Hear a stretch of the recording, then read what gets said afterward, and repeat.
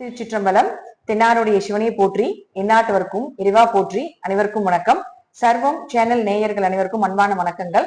நாம இன்னைக்கு நம்மளுடைய சேனல்ல செப்டம்பர் மாத பலன்களை பத்தி தான் நம்ம பார்க்க போறோம். அதுக்கு முன்னாடி நம்மளுடைய சேனலை சப்ஸ்கிரைப் பண்ணிக்கோங்க. மிதுன ராசிக்குண்டான செப்டம்பர் மாத பலன்களை பத்தி பார்க்கலாம். மிதுன ராசியை பொறுத்த வரைக்கும் பாத்தீங்கன்னா, ராசி அதிபதி புதன் கேதுவோட சிக்கிட்டு இருக்கார். எல்லா கிரகங்களுமே இந்த மாதம் கேது அப்படின்னு சொல்லக்கூடிய ஒரு பிரம்மாண்டமான கிரகத்தோட நிக்கிறார். கேது ஆன்மீகத்துக்கு ஒரு நல்ல கிரகம். ஆன்மீகம், இறை வழிபாடு, இதுக்கெல்லாம் ஸ்பிரிச்சுவல் லைனுக்கெல்லாம் ஓகே.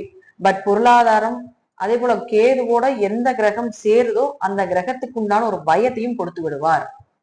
கேது அப்படின்னா அழித்தல், அடுத்த கட்டத்துக்கு எந்திரிச்சு வர முடியாத ஒரு விஷயத்த இந்த கேது செஞ்சுட்டு போயிடும்.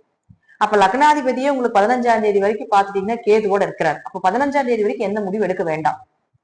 குழப்பமா தான் இருக்கும். மைண்ட் அடுத்தது என்ன பண்ணலாம், எதை நோக்கி போலாம், என்ன செய்யறதுனே தெரியல, நம்ம லைஃப் இப்படியே போயிருமா அப்படிங்கிற பல எண்ணங்கள், பல சிந்தனைகள். அது மட்டும் இல்லாம ஆரோக்கியம் சார்ந்தது, அம்மா வழியில சார்ந்தது, வீடு மனை சொத்துக்கள் ஏதாவது மாத்துறது, இது போல யோசனைகள், சிந்தனைகள் அதிகமாயிட்டே இருக்கும். வீடு சார்ந்த பிரச்சனை, நமக்கு தொழிலே போக மாட்டேங்குதே, அடுத்த கட்டத்துக்கு போக முடியலையே அப்படிங்கிற எல்லா எண்ணங்களையும், ஏன்னா ஒரு ஜாதகருக்கு ராசி அதிபதியும் லக்னாதிபதியும் வலுவா இருக்க வேண்டும். அப்ப கோச்சாரப்படி பாக்குறப்ப ராசி அதிபதி அப்படின்னு சொல்லக்கூடிய புதன் கண்டிப்பாக நல்லா இருந்தாதான் அந்த மாதம் உங்களுக்கு ஓரளவுக்கு சமாளிச்சு கொண்டு போக முடியும். அப்ப ராசி அதிபதி அப்படின்னு சொல்லக்கூடிய புதன் உங்களுக்கு 15ஆம் தேதியோட கேதுவோட சிக்கிட்டு இருக்காரு. உங்க ஜாதகத்துல புதன் கேது சேர்க்கைன்னா கண்டிப்பா இதுவும் நடக்கும். புதன் கேது படிப்பு தடை, முதல்ல படிப்புல இன்ட்ரெஸ்ட் இருக்காது, மார்க் கொஞ்சம் கம்மியா வர்றது, குழந்தைகள் புதன்னா குழந்தைகள், கன்னி பெண்கள், அவங்க மூலமாக சிறு சிறு பிரச்சனைகள் வர்றது, இதெல்லாம் ஏற்படுத்தி கொடுத்துரும். அடுத்தது அதே போல பாத்துட்டீங்கன்னா கொஞ்சம் ஆரோக்கியம் சார்ந்த விஷயத்துல கவனமா இருந்துக்கணும். 15ஆம் தேதிக்கு மேல புதன் உங்களுக்கு தன்னுடைய சொந்த வீடாக இருக்கக்கூடிய கன்னி வீட்டுக்கு ஆட்சி உச்சம் பெற்று வருகிறார். அப்ப அதற்கு மேல நீங்க என்ன விஷயம் வேணா செய்ய சக்சஸ். அதற்கப்புறம் உங்களுடைய மனநிலை எல்லாமே மாறிடும். தேவையில்லாத குழப்பங்கள் இருக்காது. அந்த மனம் சார்ந்த விஷயங்கள், இப்ப நடந்துட்டு இருக்க விஷயங்கள் எல்லாமே இந்த 15ஆம் தேதிக்குள்ள ஏன் அப்படி நடந்துச்சு, நம்ம இப்படி ஒரு சின்ன விஷயத்துக்கு நம்ம இப்படி ரியாக்ட் பண்ணிட்டோமோ, நம்ம இப்படி ஒரு விஷயத்துக்கு நம்ம மனசு இவ்வளவு பாதிப்பாயிருச்சோ அப்படிங்கறது எல்லாமே இந்த 15ஆம் தேதிக்கு மேல யோசிக்க வைக்கக்கூடிய அமைப்பு இருக்கு.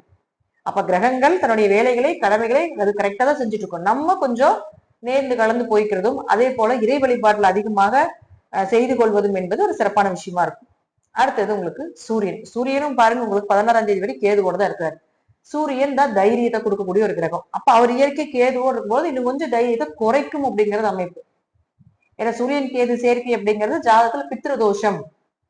சூரியன் கேது சேர்க்கை அப்படிங்கிறது பரம்பரையாக வரக்கூடிய தோஷங்களை சொல்லக்கூடியது. பித்ரு தோஷம், பரம்பரை தோஷங்கள், இதெல்லாமே இந்த சூரியன் கேது வச்சுதான் நம்ம பார்ப்போம். உங்க ஜாதகத்துல சூரியன் கேது இருந்தாலும் கொஞ்சம் கவனமா இருந்துக்கோங்க. அப்பா வழி உறவுகள், அவர்கள் மூலமாக பிரச்சனைகள் வர்றது, கொஞ்சம் தைரியம் குறைவாகிறது, கூட பிறந்தவர்கள், பங்காளி உறவுகள் மூலமாக சொத்து பிரச்சனைகள் ஏற்படுறது. ஏன்னா 4ஆம் அதிபதி புதன் கேதுவோடு இருக்கனால இப்ப எல்லாம் பாத்தீங்கன்னா சொத்து பிரச்சனை நடக்கும்.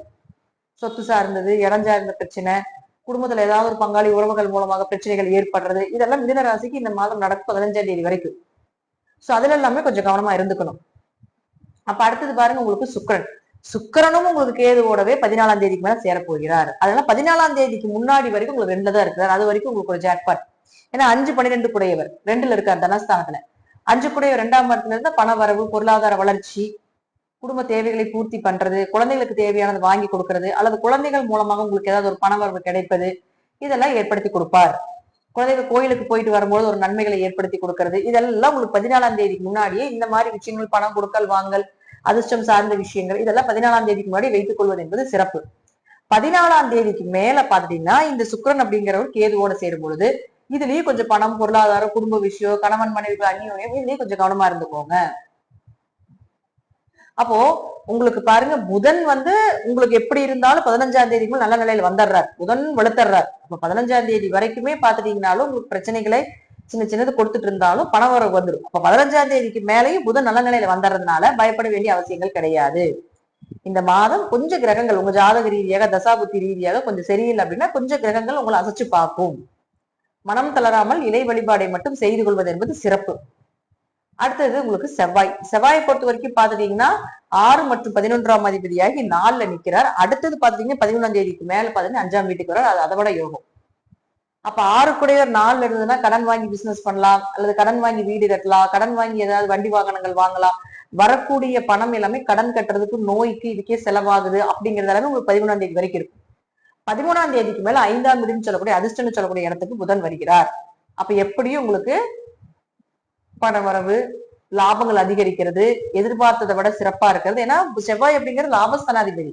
அவர் 5க்கு வரும்பொழுது ஷேர் மார்க்கெட் சம்பந்தப்பட்டது, இந்த MLM சம்பந்தப்பட்டது, இதெல்லாமே சிறப்பா இருக்கும். அதுக்கப்புறம் ஒரு அதிர்ஷ்டங்கள் பெருகும். சோ செவ்வாயை பொறுத்தவரைக்கும் லாபத்தை கொடுக்கக்கூடிய கிரகமாக இருக்கிறதுனால கண்டிப்பா உங்களுக்கு 13ஆம் தேதி மேல் லாபத்தை கொடுக்கும். பண வரவு, கொடுத்த பணம், கொடுக்கின்ற பணம், இதுக்கெல்லாம் உங்களுக்கு அது போல இருந்தா 14ஆம் தேதிக்கு முன்னாடி வச்சுக்கோங்க. பணத்தை கொடுத்துட்டீங்க, எதிர்பார்த்துட்டு இருக்கீங்க, ஒரு பிசினஸ்ல பெரிய டெவலப்மெண்ட் வேணும் அப்படின்னு நினைச்சீங்கன்னா அது எல்லாமே 14ஆம் தேதிக்கு மேல சிறப்பா இருக்கும். மேக்சிமம் பாருங்க, ஒரு 10ஆம் தேதியில இருந்து ஒரு 15ஆம் தேதி வரைக்கும் மட்டும் இந்த மிதுன ராசிக்காரர்கள் கொஞ்சம் கவனமா இருந்துக்கோங்க. எல்லா பிளானட்டுமே பாத்தீங்கன்னா அந்த டைம்ல தான் கொஞ்சம் முன்ன பின்ன மாறுது. சோ அதனால அதுல மட்டும் கொஞ்சம் கவனமாக இருந்து கொள்வது சிறப்பு. சனி வக்கரமாகுது நவம்பர் மாசம் வரைக்கும். ஜாதகத்துல சனி வக்கரமாக இருந்தால் ஓரளவுக்கு நற்பலன்களே. எப்படியோ ஒரு வகையில உங்களுக்கு சொத்துக்கள் சேர்க்கிறது, மனைகளுக்கு உண்டான விஷயங்கள், கொஞ்சம் அவமானப்பட்டாலும் இந்த அவமானத்திலிருந்து வெளியே வரக்கூடிய ஒரு சூழ்நிலைகள், திடீர் வருமானங்கள், திடீர் அதிர்ஷ்டங்கள், இதெல்லாம் சனி ஏற்படுத்தி கொடுத்துருவார். சனி உங்க ஜாதகத்துல வக்கரம் இல்லைன்னா கொஞ்சம் காசு பணம், அப்பா சொத்து, பூர்வீக சொத்து, இதெல்லாம் பேச்சுவார்த்தைகளை கொஞ்சம் கொஞ்சம் குறைத்துக் கொள்வது என்பது சிறப்பு. வக்ர பயிற்சி முடிஞ்சதுக்கு அப்புறம் நம்ம அது சார்ந்த விஷயங்களை பேசிக்கலாம். குருவை பொறுத்த வரைக்கும் குரு ராசிக்குள்ளேயே இருக்கிறது எப்பவுமே குரு ராசிக்குள்ள இருந்தா சகல தோஷங்களும் நிவர்த்தி. எவ்வளவு பிரச்சனைகள் வந்தாலும் அதை தாங்கிக் கொள்ளக்கூடிய குணம் இந்த குரு ஏற்படுத்தி கொடுத்து விடும். அல்லது உங்களுக்கு வரக்கூடிய பிரச்சனையை வராமே பார்த்துக்கும். அப்ப நம்ம இவ்வளவு கிரக சூழ்நிலை சொன்னாலும் கூட குரு அங்க இருக்கிற வரைக்கும் பெருசா வர்றது சிறுசாதான் ஏற்படுத்தி கொடுப்பார். ராகு கேதுகளை பொறுத்த வரைக்கும் 3ல கேதுவும் உங்களுக்கு ராகு அப்படின்னு சொல்லக்கூடிய 9ல இருக்கும் பொழுது கொஞ்சம் அப்பா உடல்நிலையில கொஞ்சம் கவனமாக இருந்து கொள்வதும், கொஞ்சம் கூட பிறந்தவங்களுக்கு இந்த ஒரு 1.5 வருஷமாகவே கொஞ்சம் கவனமாக இருந்து கொள்வது என்பது ஒரு சிறப்பான விஷயமாக இருக்கும். மிதுனத்தை பொறுத்த வரைக்கும் பாத்துட்டீங்கன்னா நன்மைகளும் தீமைகளும் இரண்டும் கலந்து ஓரளவுக்கு நல்ல அமைப்புலதான் இருக்கு. பயப்பட வேண்டிய அவசியங்கள் இந்த மாதத்துல மிதுனத்துக்கு பெரிய அளவுக்கு இல்லை அப்படிங்கிறதா முற்றிலும் உண்மை. நாம் இப்ப பார்த்த பதிவுகள் இருக்கக்கூடிய அனைத்து விஷயங்களுமே உங்க கிரகங்கள் ரீதியாக, உங்க ஜாதகங்கள் ரீதியாக, தசாபுத்திகள் ரீதியாக, உங்களுடைய வழிபாடுகள் ரீதியாக கூட சிறிது மாறுபடலாம். அதே போல சர்வம் சேனல் நேயர்களுக்கு நன்றி. மீண்டும் ஒரு நல்ல பதிவுல சந்திக்கலாம். திருச்சிற்றம்பலம், தில்லையம்பலம், ஸ்ரீ நரசிம்ம திருவிலே சரணம்.